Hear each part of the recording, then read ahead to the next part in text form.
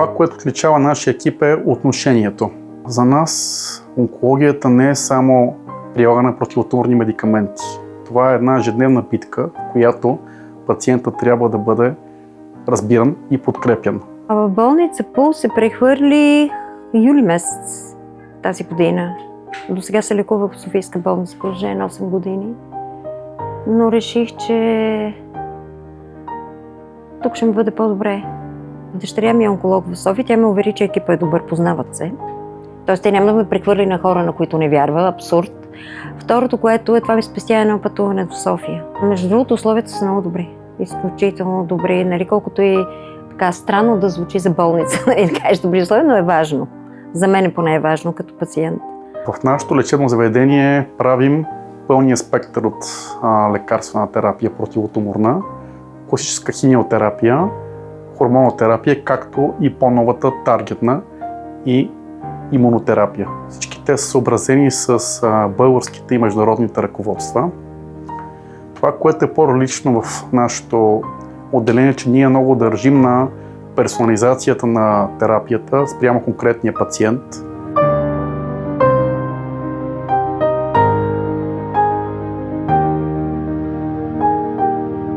Зад решението на пациенти с онкологично заболяване всъщност стои екип от квалифициран персонал, така нареченият мултидисциплинарен екип, като в него участват колеги от различни специалности, медицински онколози, лъчетерапевти, хирурзи, като всеки един от тях постави в центъра пациента и всъщност по този начин, пречупвайки през призмата конкретният пациент, с конкретното заболяване, той получава оптимални медицински грижи. И в крайна сметка се изготвя един индивидуален план за лечение, който е съобразен с новостите в медицината. Когато говорим за персонализирана терапия, ние имаме предвид шанс за истинска промяна в живота на пациента. Вместо да се надяваме, че стандартното лечение ще помогне, ние подбираме конкретното лечение, което ще помогне за конкретния пациент и ще работи именно за него. Това дава на пациента повече надежда и спокойствие. Това е стаята, в която се случва таинството на персонализираната медицина, на персонализираната терапия, която отива до пациента. Имаме няколко основни групи медикаменти. Основно са цитостатиците, което е химиотерапията. Те се разтварят в ламинарния бокс. Ламинарния бокс осигурява сигурност на нас, хората, които работиме с тези лекарства, и на пациентите. Другите групи лекарства, с които работиме, е най-модерното и най-новото в света на онкологията, което се казва имунотерапия.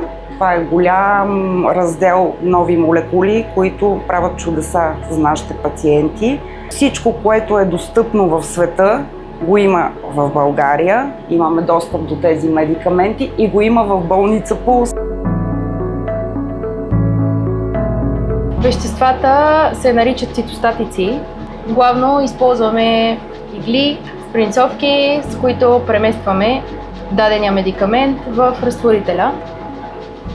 На него залепяме етикет, на който са обозначени абсолютно всички неща, като данни на пациента, дозировки, разтворители, медикамент. Увереността всъщност е резултат от опит, познания и работа в мултидисциплинарен екип. Онкологията е изключително бързо развиваща се сфера, която изисква от нас непрекъснато усъвършенстване. А на първо място, разбира се основаваме на утвърдени медицински стандарти. От друга страна, работата с много пациенти и добрите резултати всъщност дават увереност, че сме на правилен път. За мен това мото мисията живот е голяма ценност, както за мен, така и за пациентите, защото идвайки тук всеки един ден, ние тези хора ги окриляваме. трябва да даваме сила, подкрепа, трябва да даваме увереност, една надежда, да се борим заедно с тях в нелеката им борба с рака.